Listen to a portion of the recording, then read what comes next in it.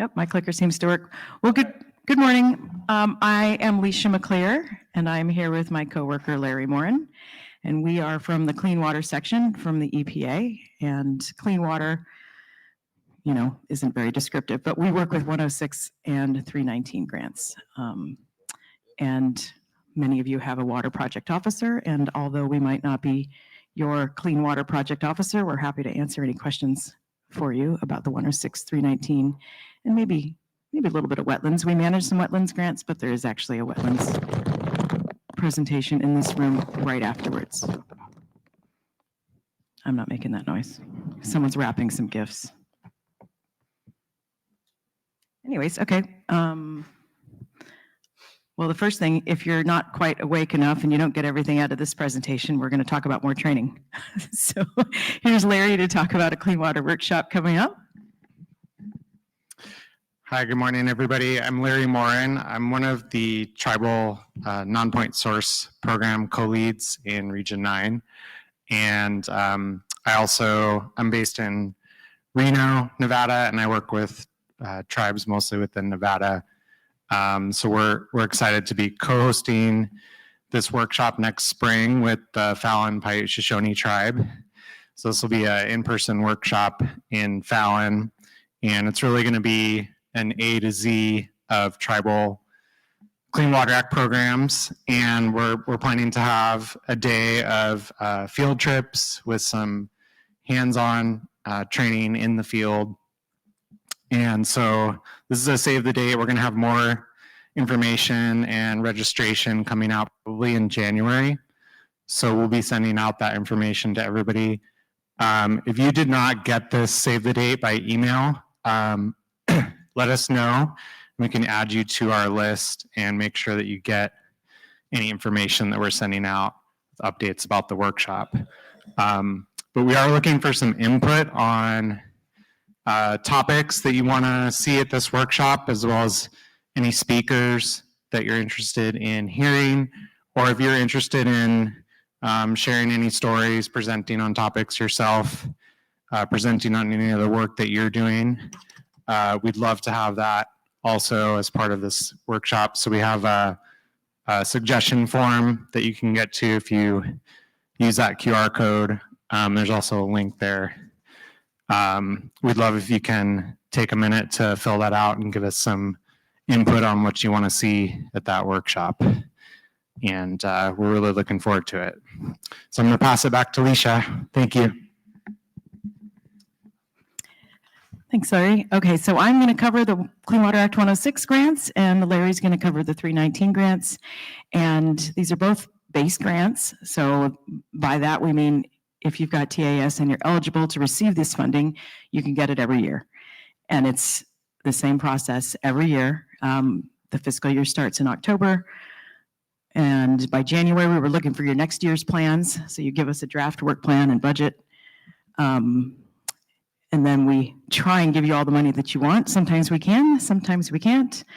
But then you apply in grants.gov throughout the year, and then we award you, and it starts all over the next year. So not huge grants, but they are regular. They're predictable. You can rely on them to do the tasks that are eligible under the grant requirements. So we're basically going to go over what you can use this funding for.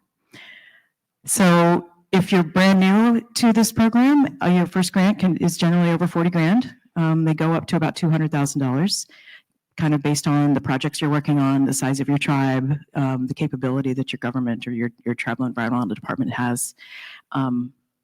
And yeah, like I said, every year they're kind of the same, and so you can sort of rely on it for your budget planning for your organization.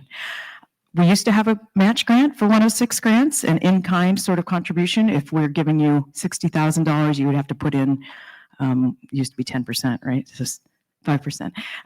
But that is waived right now for 106. There is a match for 319, but Larry can cover that. And also for wetlands. But if you combine these grants in a PPG, which is called a performance partnership grant, basically that's a group of grants, and you can group water, air, gap grants, then the matches are all waived. They go to zero. It's an incentive program for all of us to have less administrative costs. So if you have to write less grant applications, because right now you could do one for 106 and one for 319 and one for GAP and one for AIR. If you combine all those into one program under what we call a PPG, Performance Partnership Grant, then you don't have to work with any of those in-kind matches. So those all are alleviated, and it's less administrative burden for both the tribe, the grantee, and for us at EPA. And generally, like I said, it's consistent in the amount of funding. We gave just over 9 million this year. It was at 9.2 to the tribes in just Region 9. And we last year updated our tribal guidance. So if we haven't forced these 10-pound books on you yet this year, 2 per tribe, we have a whole box of them actually. Come get one. We'll take your name down on the list. And there's also a water table downstairs in the vendor hall at the other building, and we have boxes of them there. So the book kind of tells you there's stories of what tribes have done with the funding, projects they've worked on, how they sample. As you can see from the vendor walk downstairs, who people use for labs and contractor work. What else is in there? You know, the requirements for water sampling, how to write a QAP, which is your quality assurance process. Anyways, it's a full guidance on what you need to do. It's not hard reading. So here's some of the activities that are covered under the 106 grants. So water quality planning, assessments, and studies. So we want you to sample your water. We want you to know and assess the quality of your water so that you can determine if it's getting better or worse. And you only can do that if you measure it. So that is eligible funding. Ambient water quality, which is any water that touches the earth. Community outreach and education. We all know that the future of helping our environment relies on our children and our communities. It's everybody's work. So also eligible costs underneath these grants. Do community activities and earth days, cleanup days, sort of thing, recycling programs, wetland protection activities, developing water quality standards. We had a couple presentations yesterday on, you know, making your program bigger and monitoring even more, you know, pollutants in your water. And then evaluating the impacts of climate change on water quality. This year, we actually even had some extra funding on specifically find a reason to spend this money that relates to some of the impacts of climate change, which whether it's, you know, increased fire risk or drought, anything that ties in. And it's pretty loose. Like we want you to use this money as your tribe needs it. And of course, cultural and indigenous, you know, ceremonial situations or projects are also funded. So here's some pictures of sampling. We'll pay for the supplies. We'll pay for your staff time. You know, there are also contractors who will do this. Auckland's will do this. And if you don't have a large environmental department to focus on sampling and learn what is going on, you can contract some of that out, especially the uploading of the data, which is a required part of the grant. So water quality monitoring. Oh, point that way. Oh, here we go. Here's some sampling done on the Colorado River. And some, you know, some reservations only have water when it rains, and that's not atypical. And if you're, you know, trying to report regularly and you don't have rain, your report says we had no rainfall, we couldn't sample, and that's all just fine. So here's some macroinvertebrate testing. Macroinvertebrates are the little, well, the bugs in your water, and which can help you determine the health of your water. If you have more bugs next year and less bugs, you know, the year after that, and of course, to different varieties, it'll help you determine what's going on with your water. And again, yeah, more things, and we're looking for environmental results. So when you write a work plan, we would like a goal. So what's your goal for this task? Here are the tasks, and here are the environmental results. You know, what is the outcome of you know, this funding, or what are you doing with this task? And so we want to see improvement, of course, and so do you. Here we go. Here's another one. Sampling water. So here's a sample work plan. We do have templates for you. We want to make it easy. Like I said, there's the goal, there are the tasks that you're going to do for the funding, and then the environmental outcome. And, how is it going to make your reservation healthier for the people, improve and, restore rivers, streams, water quality. And we require reporting. So when you report quarterly for us, you can use these documents to make it easier for you. You can have different columns that say, okay, well, this is what happened during this quarter. We had no activity on this task during this quarter. The third quarter, we did the whole project and it's complete. And, we want to make it all easy for you. We want to help your land. So we don't need tons of huge reports. If you can, manage to make it easier on all of us, that's great. So there are 3 reporting requirements with these grants, and excuse me. So there's a quality assurance project plan, otherwise known as a QAP. So before you start sampling water, you have to establish what you're going to sample. So you're testing for pH, maybe turbidity, right, dissolved oxygen, and you determine this, and it's written in a document, a quality assurance project plan, and then we have actually a QA department that will approve it, and then you can start sampling. So that's one of our reporting requirements, and every tribe who's sampling should have an approved quality assurance project plan. It's a mouthful. And it should be updated about every 5 years. And if you change your sampling plan, change what you're testing or the results you're looking for, just submit an update. And then the data is in WQX format. So the WQX is our database, and it has to be uploaded to WQX. And then once it's kind of summarized and you review it, then the third reporting requirement is a water quality assessment report, otherwise a CORE. And that's kind of a narrative report on what's going on with your waters. So here's our schedule for fiscal year 2026. Like I said, it's kind of the same every year. February 1st of next year, we're looking for your draft work plan for the following year, for the fiscal year 2026, which actually begins in October of 2025. So the fiscal year starts, the quarter, the year before. So start writing them now, because you're not going to want to do anything over Christmas. Often similar to what you did this year, so we don't want to make it too complicated. But February 1st is when the draft and budget work plans are due to your project officer, and feel free to ask us questions. Ask us if you have new projects, if you want to ask for a little more money, all fine also. It doesn't hurt to ask.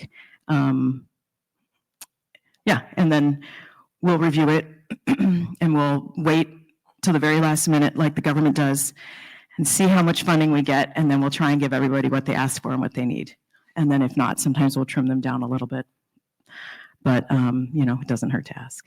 And around April, we'll tell you what we were able to get for your tribe. And then May, we're hoping that everyone can submit their applications into grants.gov, and then we'll process the grants and they will be awarded by October 1st of next year.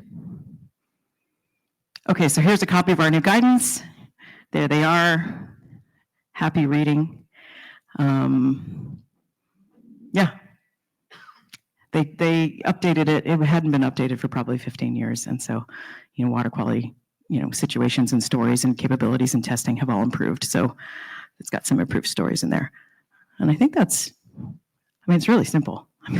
It didn't sound simple for the first 3 years I was doing this, but this is what the money's for. This is what you can use it for. We are really pretty liberal with what you can spend it on, and we want you to use it to help pay for your staff and to pay for your supplies and to pay for vehicles to access your sites and anything related to training, travel, community outreach. Lots of those things are eligible. So just feel free to ask any questions. Okay, I'm going to hand this. Oh yeah, go ahead.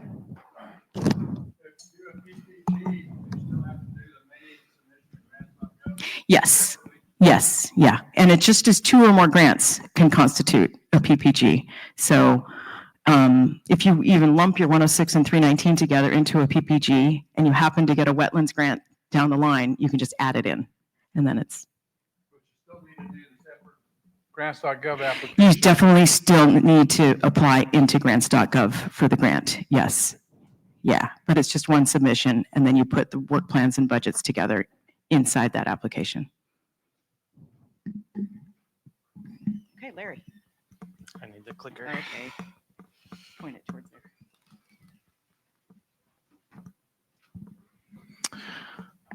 All right, so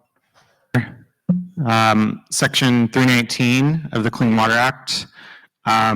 So for Section 319, we split our funding into base grants and competitive grants. So some of you may have been in our session yesterday about the competitive grants.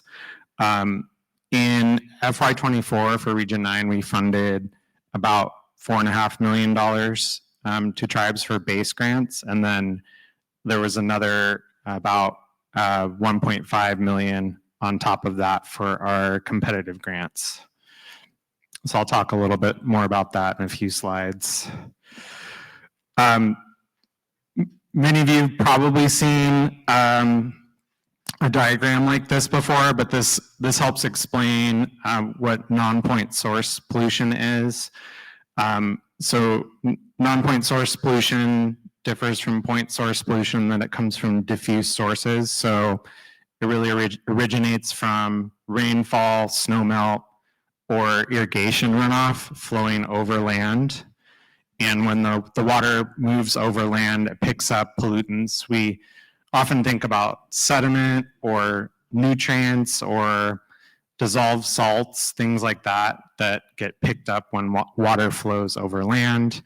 And then that makes it into streams, into lakes, and can even percolate through the ground and get into groundwater aquifers and pollute groundwater.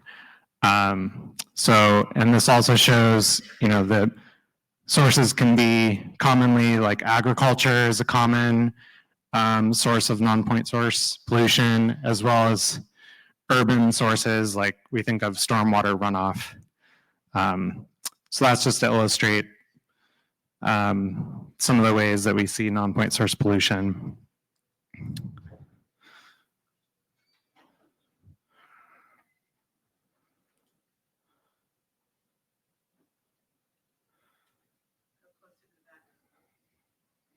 There we go.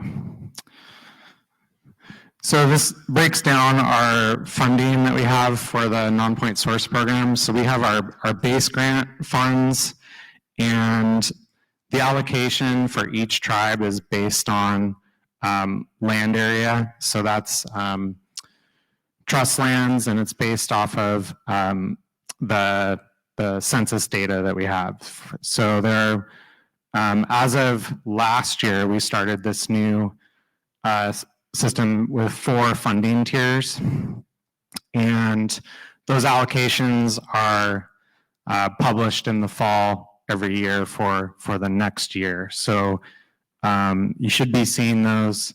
I see Margot, and she says they're up now for next year. So you should be able to see how much base funding your tribe will be getting based on the land area on that chart that's up on the non-point source website right now. So, and then we also have competitive funding, and for that, you can apply for up to $125,000.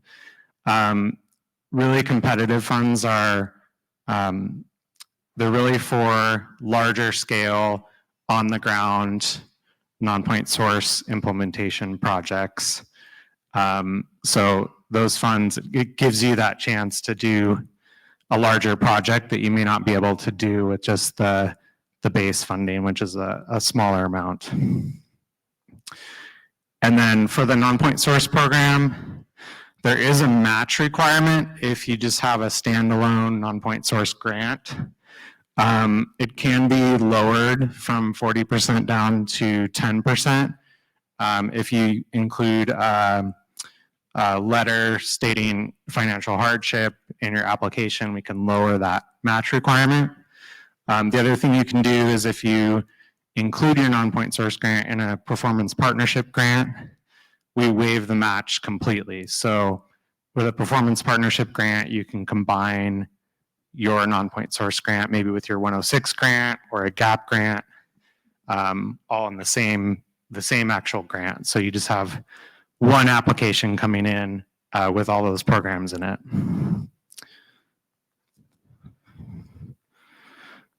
So here's some major categories or sources of non-point source that we see commonly in the Southwest. I mentioned agriculture, livestock grazing, livestock being around water bodies is a big cause of non-point source pollution.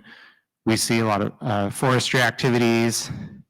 Some folks may not be familiar with hydromodification and what that is. So that's building of dams, levees, stream bank alteration projects that have happened that alter flow regimes.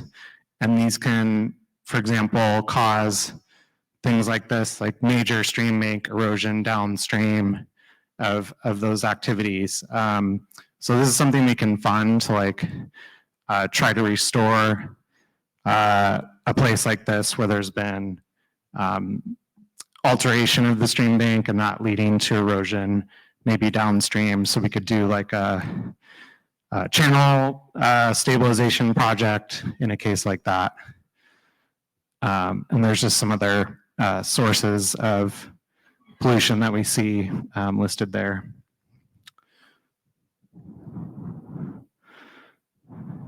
Okay, so what's great about the non-point source program, this is the program that we have where you can actually move dirt and do projects on the ground to actually reduce pollution. So we do that through best management practices and management measures. So to illustrate a management measure, might be something like erosion control or riparian restoration. And there are best management practices that fit within those that get you to the point where, okay, you're restoring a stream, for example. So you might do that through a number of different practices. And so best management practices are sort of those individual actions. There may be thousands of different types of best management practices that you could use to get to your end goal.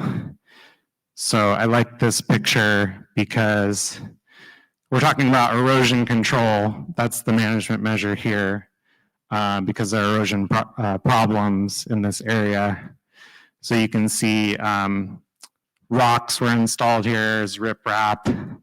There's also, these are commonly called wattles, and they're put on slopes perpendicular to the slope to prevent sediment from moving down the slope. And then you can see here some, it's like a burlap material, and that's a BMP that's used to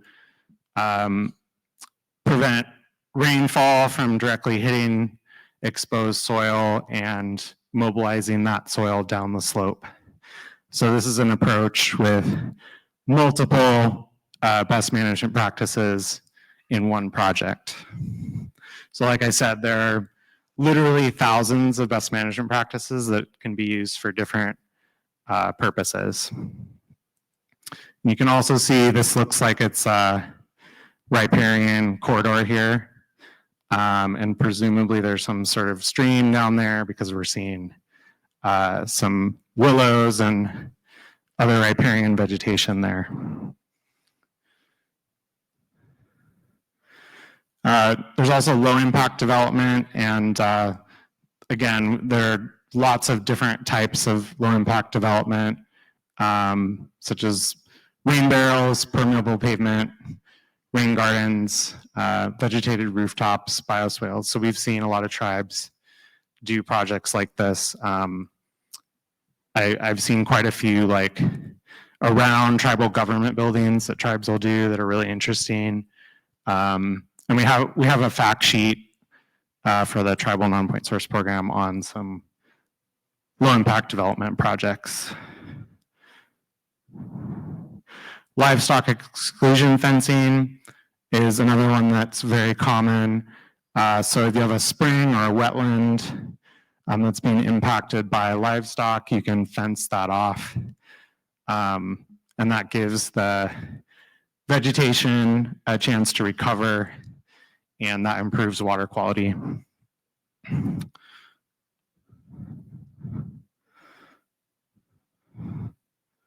Oops.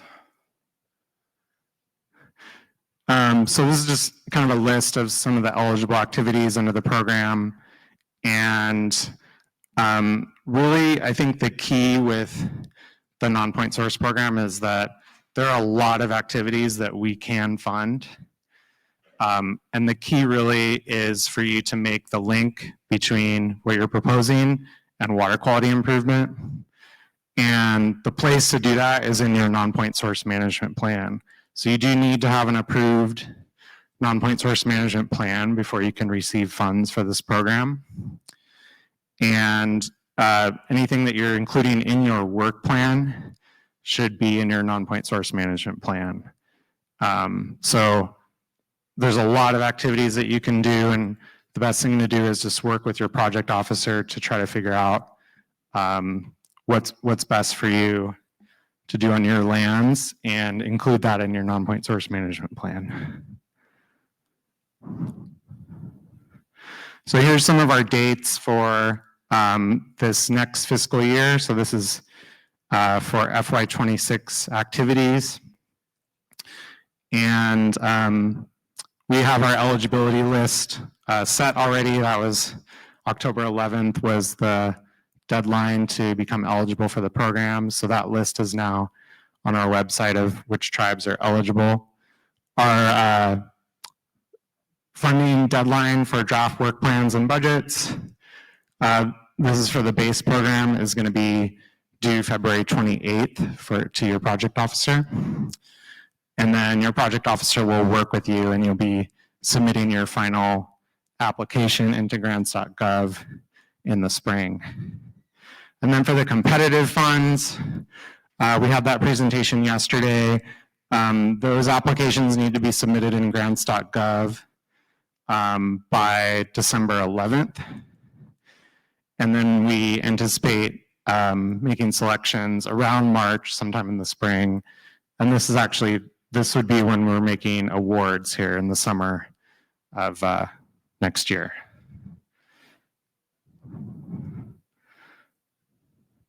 And this is our planning handbook for the Tribal Non-Point Source Program. This is equivalent to the 106 guidance we have over here.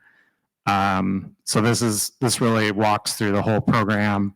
It's available on our website. And it has a lot of information about how to do your non-point source assessment report and management plan. And then I want to talk a little bit about some other things that we've done in the last couple of years. In FY22, we received $660,000 of non-point source funds that were returned to us from the state of California. And we were able to take that funding and award it to 44 tribes in Region 9 on top of their regular base allocation. And these were for tribes that were impacted by wildfires recently or had a high risk of wildfire occurring on their lands. So there were 44 tribes we awarded $15,000 to on top of their base funds. And we saw tribes doing invasive species removal,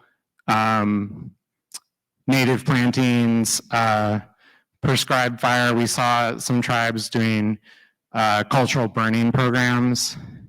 And we developed a fact sheet as well that's on our website to help tribes see some of the activities that are eligible under the non-point source program that are related to wildfire. So this is something we're excited to see, the kinds of activities that tribes are doing that are eligible under the non-point source program. So again, the key is making sure that these activities are linked to water quality improvement and are included in your non-point source management plan.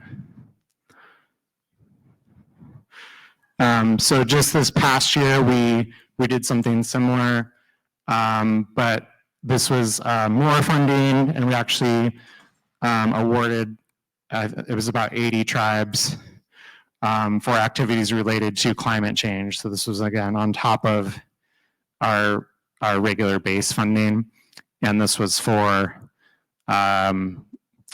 anything related to climate change impacts. We saw a lot of projects related to wildfire, flooding, drought recovery. And we saw a lot of similar projects to what we saw with the wildfire funding 2 years ago. So again, this was funding that we got back from, it was unused funding returned from some states and some tribes. So we were able to send that back out so tribes could use that for projects. We were excited to be able to do that with that funding this year. And these are just a couple of examples of some non-point source projects that we've seen in the region. So the Pechanga Band of Indians, they did a low impact development project around their tribal government buildings. And this is, I think, their school in the top picture there, where they did a rain garden with some native plants. And they actually did this in 2 different phases. So they got competitive funds in FY22 and 23. So they were able to do a couple different phases for this project. And they have a great video on their website. I really encourage you to go on their website and check that video out. And this is the La Jolla Band of the San Indians, and they've received numerous non-point source competitive grants over the years, and one of them was this bioswale project that they did below their tribal transfer station to help because of non-point source pollution that may have been coming from their transfer station. So it was right below that. And they've also done a permeable pavement project and a number of other non-point source projects. So that's it. That's my last slide. Can maybe take 1 or 2 questions if we have time. Do we have time? We have 15 minutes. Otherwise, we can. I can answer questions at the end as well.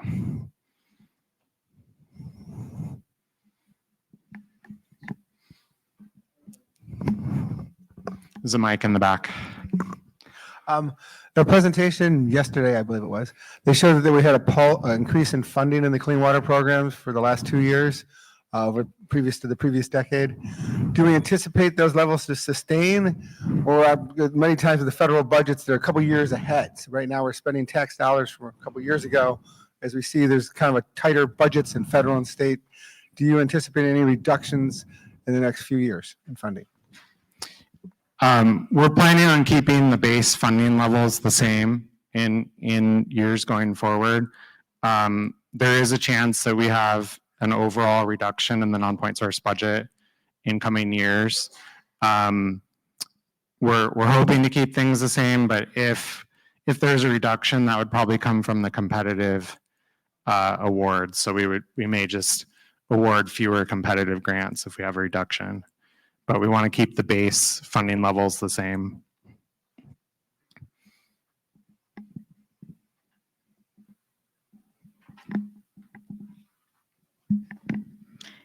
I missed, well, at least 2 things, but one of them was the non-point source management plan that can be funded under 106 money too.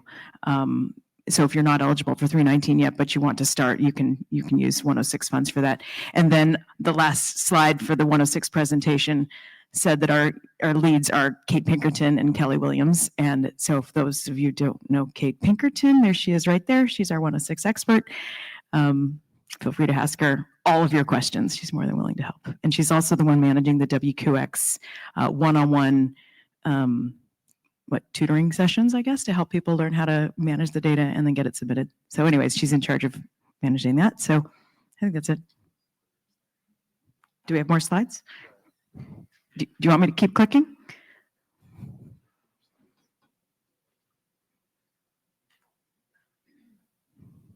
Was I supposed to learn these slides? First time applicants for Clean Water Act sections 319 and 106. Oh no, we're not going through this. We going through this? Contact Loretta. Loretta's over here to my right. To obtain treatment similar to a state. It's a pretty big process. There was a talk yesterday, which I don't know if you can go back and look at the recordings, but. Oh, okay. Okay. Yeah, I'm actually not familiar with this process. Okay, contact Loretta if you're not receiving these funds already. Now, should I keep clicking? No, we're done here. This was an old slide deck. Any more questions? Curtains. Can you go back to the 319 funding schedule? Sure. Sure.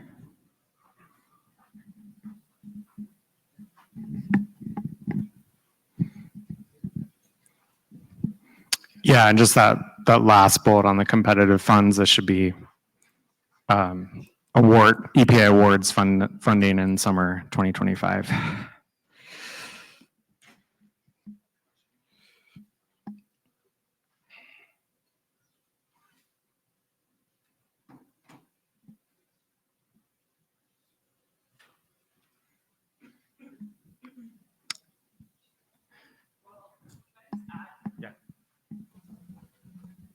Since someone did ask about being in a PPG, make sure you're coordinating with your project officers on deadlines because GAP also has some different deadlines. And just make sure you talk with your project officers because you'll want to coordinate on when everything's due.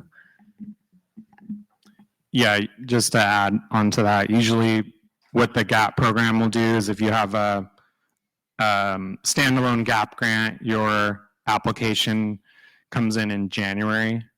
But if you want to do PPG, we can actually have your application come in later once you have all your draft work plans negotiated. So GAP, say you have GAP 106 and 319 all together in your PPG, your application can actually come in later in the spring once you have all your draft work plans in. So you don't have to submit your GAP application in January if you have a PPG.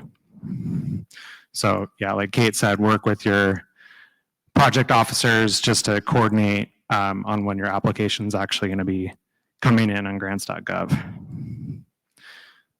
Yeah.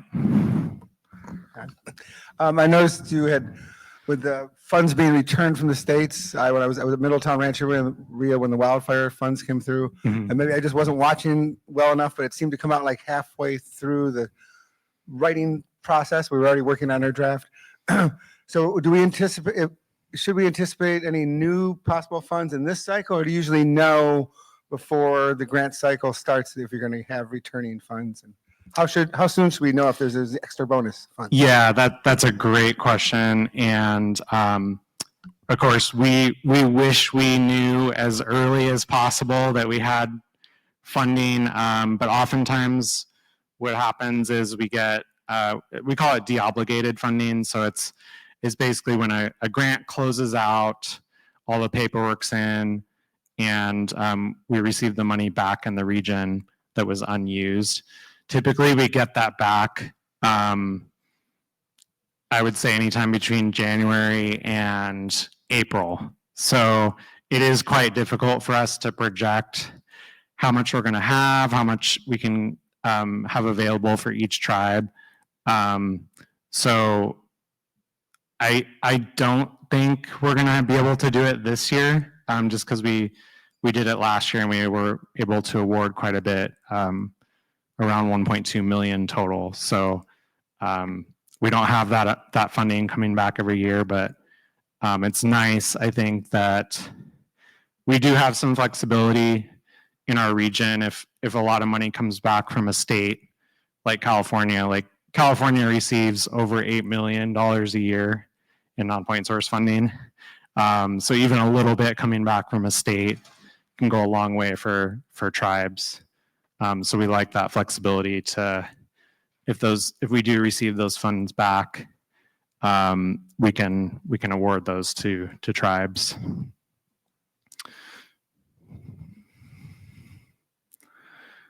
I guess one other thing I wanted to mention on this slide was just that for the competitive funds as well, you can include those in a PPG. So to do that, you still have to submit your application on grants.gov on December 11th, 2024. That's the deadline. Even if you do want to include that in a PPG, you still have to submit that application. And then typically what we'll do is you'll send in the larger PPG application later in the spring. And then if you're selected for the competitive grant, we're anticipating that to be around March.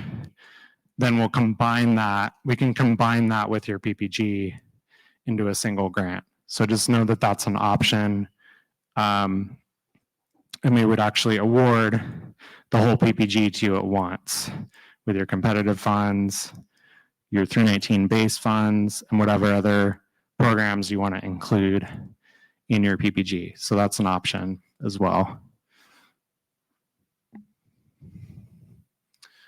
Any other questions for me or Licia?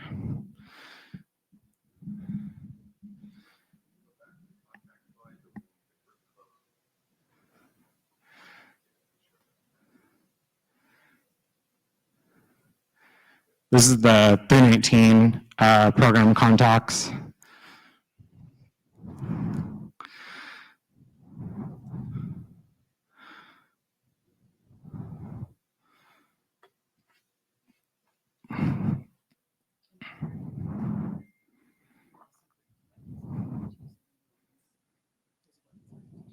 Yeah. So Licia reminded me, if you stay in this room for the next session, we're having a presentation on the wetland program development grants. And if you're selected for a wetland program development grant, so that's also a competitive grant process, those can be included in a PPG as well. So we would follow a similar process because you have to submit your application on grants.gov for those. We could later include that in your PPG if you're selected for that.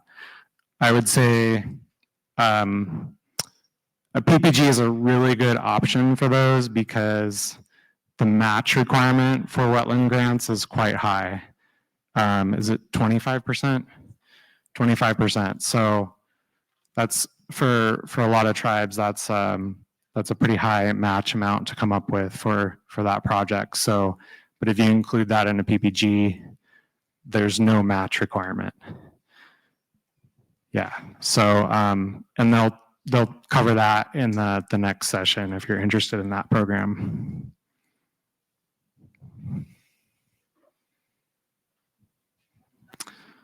Any other questions? Okay. Thanks, everybody. And if you haven't gotten a 106 guidance handbook hard copy for your tribe, we have some up here. Just come up and let us know what tribe you're from, and we'll hand out some copies for you. Thank you.